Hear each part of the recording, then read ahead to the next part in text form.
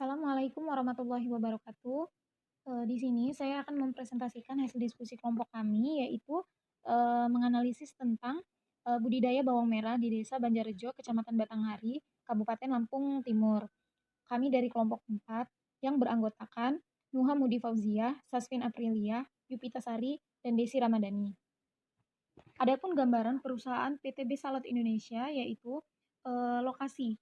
Ya, yang pertama adalah lokasi. Lokasi dari PT Besalot Indonesia yaitu didirikan di wilayah Lampung Timur, Kecamatan Batanghari, Desa Banjarjo. Yang kedua, alasan. Alasan mengapa memilih tempat di daerah Banjarjo, yaitu yang pertama, lokasi strategis, di mana lokasi ini sangat strategis apabila didirikan suatu usaha.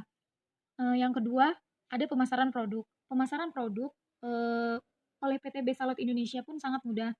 Akses keluar masuk transportasi, listrik maupun yang lain-lain sudah masuk sehingga mempermudah dalam pemasaran produk. Yang ketiga, sumber sumber daya manusia melimpah. Dengan banyaknya sumber daya manusia yang melimpah di daerah Lampung Timur, mempermudah PT Besalot Indonesia mendapatkan tenaga kerja. Yang keempat yaitu dekat dengan bahan baku. Tempat ini sangat dekat dengan bahan baku sehingga mempermudah eh, dalam kegiatan usaha tani usaha tani bawang merah. Terus yang keempat yaitu bentuk perusahaan. Bentuk perusahaan dari PT Besalot Indonesia ini adalah persekutuan.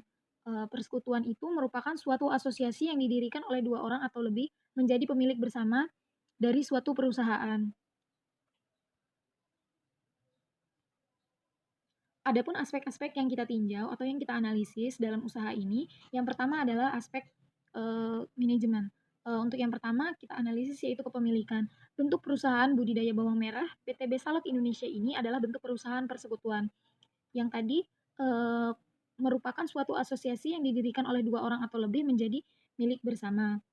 Terus untuk tim manajemen yang ada di PT Besalot Indonesia itu terdapat 7 tim. Yang pertama yaitu direktur utama, direktur personalia dan produksi, direktur keuangan dan perusahaan, manajemen personalia, manajer produksi, manajer keuangan, manajer pemasaran, dan manajer pemasaran.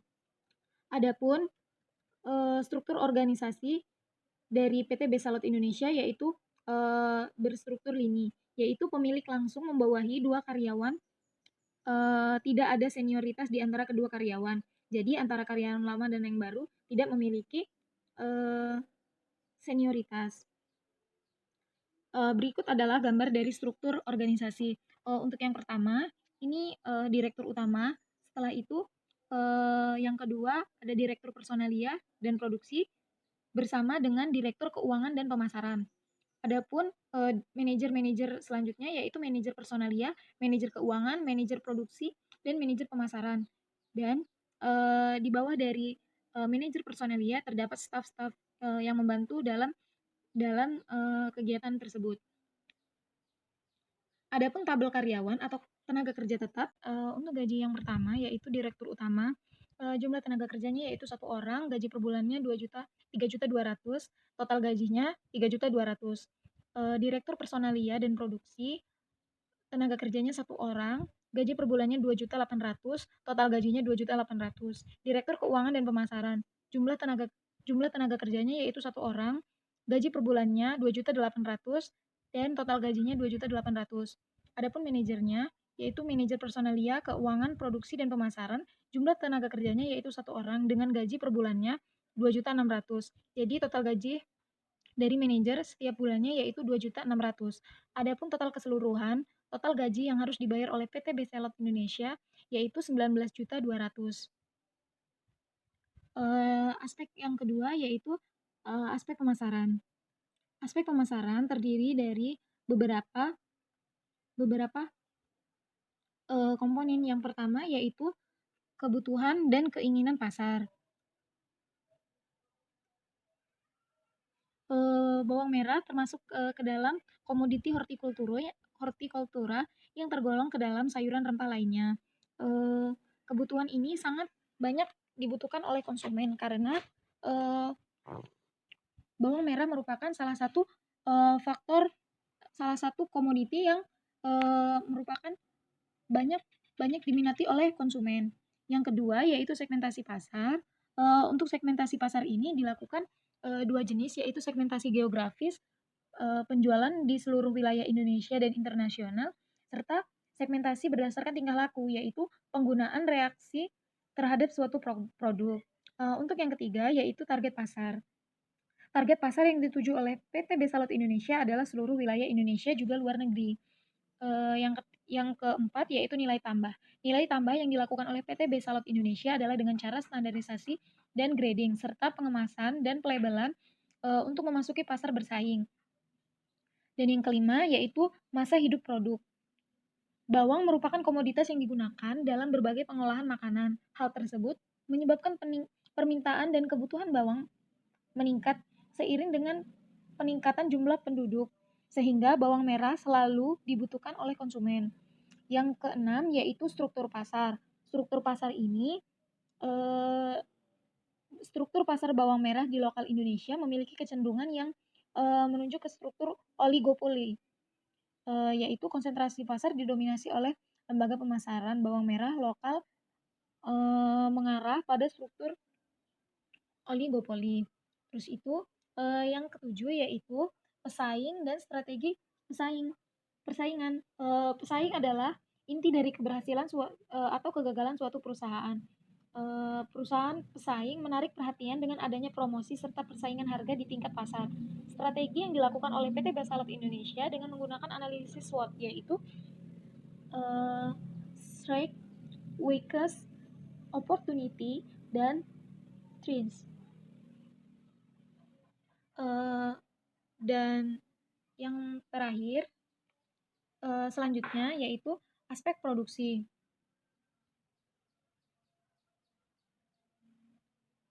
Aspek produksi ini yang kita bahas pertama yaitu, lokasi pabrik. Jadi lokasi pabrik itu, eee terletak di, eee, Lampung Timur, Kecamatan Batanghari, Desa Banjarrejo. Eee, dan yang kedua yaitu, faktor bangunan, yaitu terdiri dari 2 faktor. Yang pertama yaitu faktor primer dan faktor sekunder. Untuk dari faktor primer sendiri yaitu yang pertama terletak dari pasar. Jadi, PT Besalot Indonesia merupakan perusahaan yang berlokasi di daerah pemukiman penduduk, sehingga jarak perusahaan dengan pasar tidak terlalu jauh dan mudah keluar masuk ke dalam pasar. Yang kedua yaitu letak dari sumber bahan mentah. PT Besalot Indonesia merupakan perusahaan yang bergerak di pengelolaan budidaya bawang merah dan perusahaan tersebut memiliki lahan sendiri dalam penyediaan bahan baku bawang merah. Jarak antara pabrik dengan lahan produksi mudah diakses sehingga tidak ada kendala dalam penyediaan bahan baku. Yang ketiga yaitu fasilitas pengangkutan. Eh, Perusahaan tidak mengalami kendala karena lokasi dari lahan produksi dengan perusahaan mudah diakses oleh transportasi, tersedianya jalan raya, sehingga pengiriman barang keluar keluar dalam pabrik tidak mengalami kesulitan. Yang keempat, pembangkit tenaga listrik.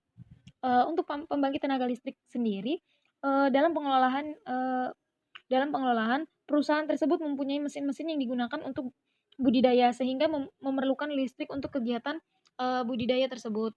Yang selanjutnya yaitu faktor sekunder. Faktor sekunder ini terdiri dari, eee, 5 yaitu, masyarakat di daerah sekitar. Bagaimana, respon dari masyarakat sekitar, eee, apabila didirikannya suatu perusahaan. Apakah masyarakat sekitar menyetujuinya? Yang kedua, iklim dan keadaan tanah. Iklim dan keadaan tanah di daerah Lampung Timur sangat mendukung sehingga, eee, apabila didirikan perusahaan PT Besalot Indonesia, maka akan sangat baik. Yang ketiga, yaitu dan fas perumahan dan fasilitas umum lainnya. Perumahan dan fasilitas umum lainnya ini untuk, membantu jalannya kegiatan usaha. Terus yang keempat yaitu persediaan air. Persediaan air karena, PT Besalot Indonesia, berhubungan atau menggunakan air sebagai faktor untuk, memperlancar kegiatan usahanya, maka, aspek produksi persediaan air harus ditinjau dengan baik. Selanjutnya yaitu saluran pembuangan. Adapun limbah-limbah nanti yang dihasilkan oleh PT Besalot Indonesia harus memikirkan bagaimana saluran pembuangan yang ada di daerah tersebut. Apakah nantinya akan meresahkan kalangan masyarakat di daerah sana atau tidak? Volume produksi dari PT Besalot Indonesia yaitu eee yang pertama itu penerimaan bawang merah. Jadi untuk satuannya sendiri kilogram, jumlah jumlah, yang dihasilkan yaitu 1.000 kilogram dengan harga Rp1.000. Jadi total total satu kali produksi, eee, yaitu 1 miliar. Dalam satu tahun, PT Besalot Indonesia dapat memproduksi sebanyak 2 kali. Jadi dalam satu tahun, volume produksi dari PT Besalot Indonesia yaitu, 2 miliar. Yang keempat yaitu mesin dan peralatan. Mesin dan peralatan ini masuk ke dalam biaya tetap ataupun biaya investasi.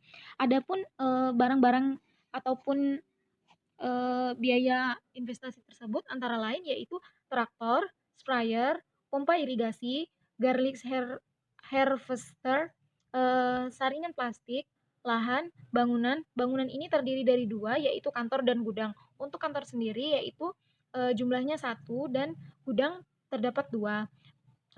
Terus itu gaji karyawan. Gaji karyawan yang tadi, ada di dalam yang sebelumnya kita bahas. Bahan baku, yang kelima yaitu bahan baku dan bahan baku penolong.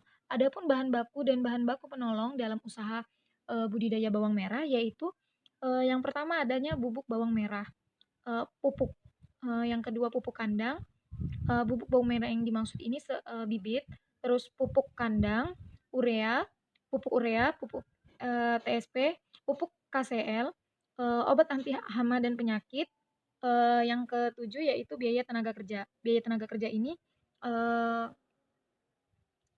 dalam dalam kegiatannya. Selanjutnya yaitu tenaga kerja yang dibahas di atas tadi, itu, ada beberapa kegiatan. Yang pertama ada pengelolaan lahan, penanaman bibit, penyiangan, pemupukan, pengendalian hama dan penyakit, irigasi, penanganan panen dan pasca panen. Total total dari bahan baku dan bahan penolong yaitu 140.731.429 dan untuk tenaga kerjanya sendiri yaitu 38.571.429.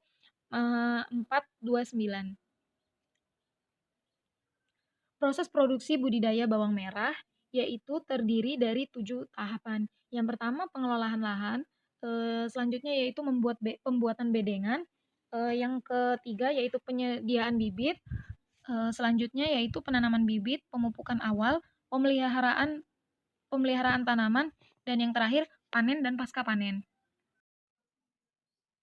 Untuk aspek aspek yang keempat yaitu kita akan membahas tentang aspek finansial. PT Besalot Indonesia, dalam menganalisis kelayakan, finansial yaitu dengan menggunakan metode kelayakan proyek berdiskonto yaitu, eee, Net Present Value atau NPV, Net BC, Gross BC, IRR, dan PBP. Yang pertama yaitu kebutuhan dana. Untuk kebutuhan dana itu terdiri dari 2 yaitu dana investasi investasi dan modal kerja. Untuk, investasi sendiri yaitu, eee, yang digunakan yaitu biaya peralatan yang dipakai pada saat produksi, sehingga modal, untuk investasi yang dibutuhkan terdiri dari biaya lahan dan biaya peralatan. Sedangkan untuk modal investasi yaitu, terdiri dari biaya tetap dan biaya variabel. Yang kedua, kita akan membahas tentang estimasi pendapatan PT Besalot Indonesia, eee, mengasumsi, untuk tahun pertama sampai tahun kelima. Untuk tahun pertama sendiri belum memiliki pendapatan, yaitu masih Rp0. Sedangkan untuk di tahun kedua, ketiga, keempat, dan kelima sudah memiliki pendapatan. Dan yang ketiga yaitu estimasi biaya operasional. Estimasi biaya operasional juga kita asumsikan sebanyak 5 tahun, yaitu untuk tahun pertama masih Rp0, sedangkan untuk tahun kedua, ketiga, keempat, dan kelima sudah memiliki biaya operasional. Lanjutannya yaitu biaya penyusutan. Biaya penyusutan biaya penyusutan ini menggunakan metode garis lurus. Metode ini menggunakan asumsi bahwa aset yang digunakan memberikan manfaat yang sama untuk tiap periodenya sepanjang umur aset, dan pembebanan total biaya penyusutan dalam 1 tahun, eee, pada PT Besalot Indonesia yaitu sekitar 10.747.100.000.000. Eee, jadi, biaya penyusutan per bulannya yaitu sekitar 991.591.66,67. Bisa kita lihat yaitu, untuk tahun ke-nya itu ada tahun 1 sampai tahun ke-6, selanjutnya, komponennya itu ada pendapatan, udah itu biaya tetap, biaya operasional, dan, laba ruginya. Selanjutnya yaitu kita menganalisis tentang, kriteria investasi. Eee, untuk, eee untuk kriteria investasinya itu, yaitu terdiri dari NPV, IRR, Net BC, Gross BC, BEP, dan PBP. Untuk indikator kelayakannya yaitu untuk NPV sendiri yaitu, lebih besar dari 0 baru bisa dikatakan layak. Untuk IRR-nya, harus lebih besar dari 20%, sehingga hasilnya baru bisa dikatakan layak. Untuk Net BC sendiri harus lebih besar dari, 1, untuk Gross BC juga sama, harus lebih dari 1, untuk BEP dan PBP itu, paling paling ini 5 tahun, baru bisa dikatakan layak. Sehingga pada pada analisis sensitivitas, eee, pada analisis sensitivitas analisis sensitivitas sendiri memiliki arti yaitu analisis yang dilakukan untuk mengetahui akibat dari perubahan parameter produksi terhadap kinerja sistem produksi dalam menghasilkan keuntungan. Ini, ada tabel mengenai sensitivitas, biaya investasi dan biaya variabel yang telah dinaikkan sebesar 10%. Yang pertama yaitu untuk NPV sendiri, untuk analisis awal yaitu 1090 dan untuk analisis kedua yaitu, 7008. Untuk persentasenya yaitu min 0,556. Pada analisis kriterianya NPV harus lebih besar dari 0, sedangkan, hasil perhitungan lebih besar dari 0. Jadi, untuk keterangannya sendiri yaitu layak. Untuk gross base sendiri analisis awalnya yaitu, eee, 1,280, sedangkan analisis sensitivitas setelah dinaikkan sebesar 10% yaitu, kenaikan pada biaya investasi dan variabel yaitu 1,167. Sedangkan pada kriteria, investasi, IRR harus lebih besar dari 20%. Maaf, untuk gross basis sendiri, yaitu harus lebih besar dari 1, sedangkan hasilnya 1,164, berarti dia lebih besar dari 1. Jadi untuk keterangan sendiri layak. Untuk yang ketiga yaitu Net BC, analisis awal yaitu 1,440 dan analisis sensitivitas setelah dinaikkan 10% yaitu 1,257 dan pada kriterianya harus lebih besar dari 1 baru bisa dikatakan layak. Dan hasil dari perhitungan yaitu lebih dari 1 sehingga keterangannya yaitu layak. Untuk IRR sendiri, sebelum sebelum dinaikkan 10%, hasil perhitungan yaitu 39% atau 39,38%. Analisis sensitivitas setelah dinaikkan 10% yaitu 31,53. Sedangkan pada kriteria, investasi yaitu IRR harus lebih besar dari 20%. Nah, untuk ini sendiri, hasilnya lebih dari 20%. Jadi, kesimpulannya yaitu layak. Untuk BEP sendiri, itu BEP untuk yang BEP itu, harus lebih besar dari harus paling kecil harus kurang dari 5 tahun. Sedangkan hasil perhitungan yaitu 4 tahun, 8 bulan, 3 hari dengan nilai, BEP, analisis awalnya yaitu 4,477 dan analisis sensitivitas yaitu 4,961.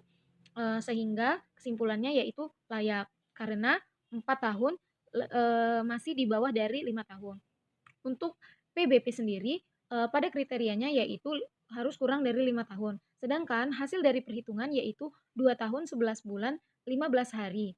baru bisa 2 tahun 11 bulan 15 hari. Sedangkan hasil perhitungannya yaitu, untuk analisis awal yaitu 2,959 dan analisis sensitivitas setelah dinaikkan 10% yaitu 3,210 sehingga keterangannya layak dan dapat disimpulkan, dari kriteria, perhitungan yaitu melihat dari nilai NPV, gross BC, net BC, IRR, BEP, PBP, hasil perhitungan yaitu layak. Jadi usaha, budidaya bawang merah di daerah Lampung Timur layak untuk dijalankan. Terima kasih, mungkin itu saja yang dapat saya sampaikan. Apabila terdapat salah kata, saya mohon maaf. Jangan lupa like, comment, dan subscribe ya. Terima kasih. Wassalamualaikum warahmatullahi wabarakatuh.